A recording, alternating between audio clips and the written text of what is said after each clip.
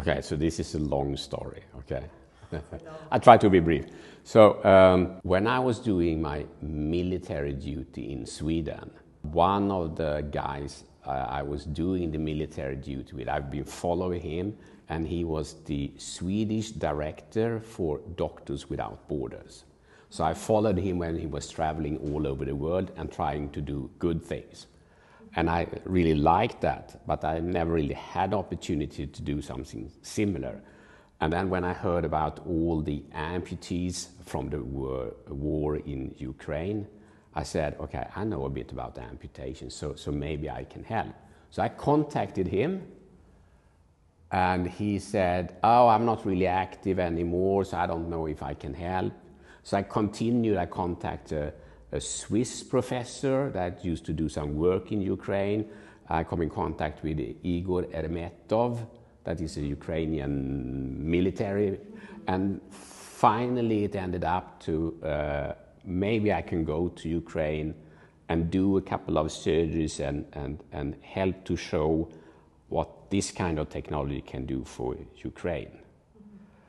But I had a long discussion with my family, because it's a bit dangerous, and I didn't know anything about it. So I said, okay, my kids are grown up now, so they can take care of themselves. And I signed my will, and then I went to Ukraine. And I still feel that that was a very good decision. I think it would have been a much easier decision just to go to Lviv for sure. But since I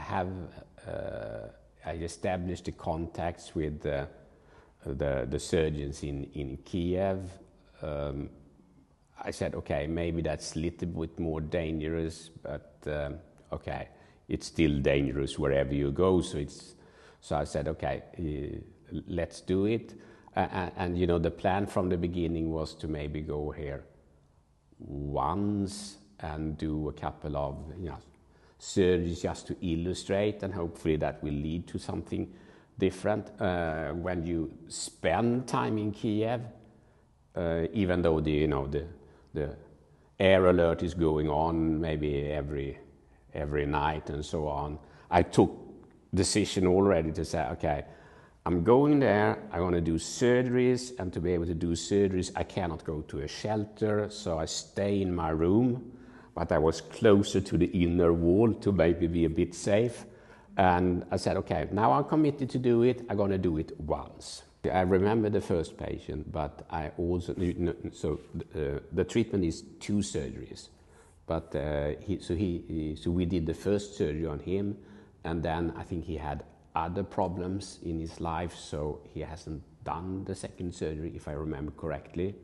I have his, I can see him in here, but I don't know, I don't have any details of what has happened, but to be in a war situation is a bad thing. But so I tend to say, I don't really know the patient so well. I more know their extremities, because that's what I paid my attention to. And I just do the small piece of the rehabilitation. The other part of the rehabilitation will need to be to the team. And I think everyone that has been related to war know that one small part is the physical rehabilitation, but the bigger part is the mental rehabilitation. But I learned some patients' faces, so I can recognize them and say hi. So the field of what you call osseointegration, which is a mechanism, it's a biological thing, so that the bone can grow into a metal, typically titanium.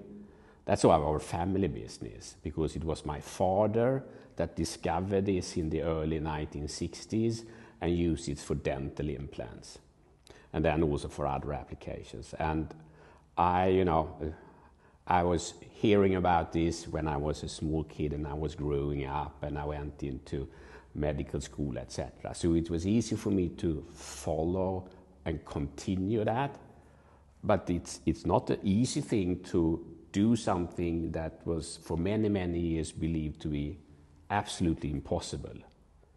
So I've spent many years being criticized, and when I presented this, everyone has been saying, not everyone, but many older professors says, you're an idiot, because this cannot work. This is a contradiction to what we have learned all the time.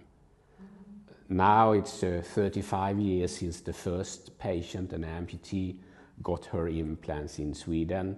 So I think we're now starting to see that this is actually working. But it's still in some kind, and there's a lot of questions also from Ukrainian surgeons, but from surgeons or clinicians all over the world. So that is one part. But to be able to bring this to Ukraine it's like a fascinating experience, because the population here of amputees is so enormous, and frankly, most of them, they are the age of my kids now. So I feel a lot that, okay, what can I do? What can I do to help? So that is one thing. But I cannot take care of all the amputees in Ukraine. So that's why I changed my mission from just showing that this can be done to say, okay, to be able to do something that is good for Ukraine, I really need to start some kind of collaboration, education, and that those that I've trained can train others in Ukraine so this can be spread. So that is one important thing. And the other thing is that, of course, it's very rewarding to see happy patients. So if they're in Ukraine, it's equally good as it is in the US or Sweden. So that's always rewarding. When they're young and you can see that they're not sitting like this, they look up and smile, now I'm strong again. That's a fantastic feeling. But it's also so that the amputations in war, they are different from ordinary amputations. These are much more difficult. It's a lot shorter stumps, so it's not like on the middle, it's up, not here, it's even up. So today we did one that was up here. There was no arm left, but we can actually bring the arm back. And to be able to do that, this is not something I do on a regular basis when I'm traveling all over the world. So I learn, and I think the surgery I did today, that was the trickiest surgery I ever done. So it's also good training for me. In most countries, I think it's the same that will happen in Ukraine, that there is some skepticism in the beginning, and then you look into the data, the clinical data, scientific publications, and follow up. And of course, that is expanding with more experience. So very recently, there were two very important publications coming out from the big military hospital in the US called Walter Reed, where I showed that on US soldiers, this can work well, both for leg amputees and arm amputees. And I think that will hopefully pave the way also in Ukraine to say, okay, if we follow the same protocols and we do the same that they did at the military hospital in the US, we should implement this, because then we know when it's good. It's a fascinating story about the first patient that got this treatment in 1990 in Sweden. So my father worked with dental implants, and there was a young woman that read in what we call a weekly magazine about dental implant and how strong they can be, that you can almost lift a person with a dental implant. This was, I think, around 1985.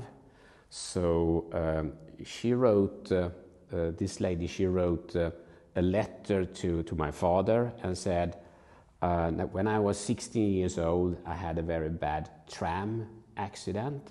So I was run over by a tram and almost killed, and I lost both my legs, very high amputation and short stumps. I cannot really use any socket prosthesis. I'm in a wheelchair, and I have one wish, and that is to be able to stand up again and see my friends in their eyes, not being here, but being up here. Can you fix that? And my father, he replied, no. But she had genes from Finland. And in Finland, you're very strong-minded. We call it sisu. That is their special spirit. So she wrote another letter, and then he said, okay, maybe we should start to think if we can go from a small dental implant to a big implant in the leg. So we started to work, and I was at that time doing my PhD, and I was studying biomechanics of titanium implants. So I was able to take those calculations and go from a small implant to a big implant, and then go from the loading when you're chewing to when you're standing up, and starting to design something that can work. So after 5 years of work I was doing work, my father was doing work, other surgeons were involved. She got implant in one leg in 1990, and then she got in the other leg the year after, and she were then able to stand up. She couldn't really walk very well, but she could walk short distances, and I have a fantastic video from her when she's taking her first step, and she's walking through a window and the sun is hitting her, and she's smiling up and saying, I have a new life. I have it somewhere, but it's very, very old. You know, it's 35 years old now. But I don't need a video, I have it here. Well, you know, so my father's been dead for more than 10 years, 11 years. But I think he's happy that we sort of continued in the family to develop more things based from what he found actually accidentally in the early 60s. But I think the most important for both for him and for me is that we are part of providing new possibilities for patients who lost their teeth or lost their arms or legs. Mm-hmm. And that's the most important reward.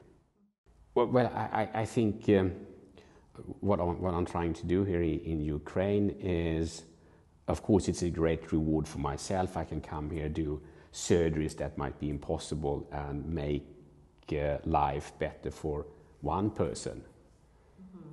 But you have 80,000 amputees. So the much bigger and more important picture would be to bring this to a lot more patients, and not so that what I can provide will be everything you need here.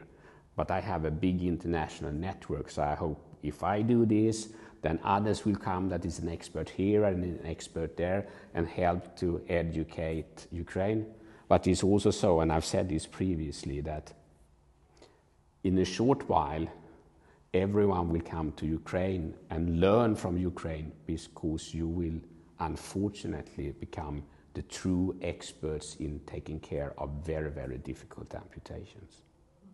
Mm-hmm. So I think by far the biggest thing is that there is a war going on, mm-hmm. and they don't have a clear picture of sort of how dangerous it is. Mm-hmm. I think most say, okay, maybe I can go to Lviv or something like that if my family will approve it. But to go to Kiev or go to the other side there, I think that they are afraid. I'm also afraid maybe slightly more balanced, because I don't think it's super dangerous to be in Kiev, mm-hmm.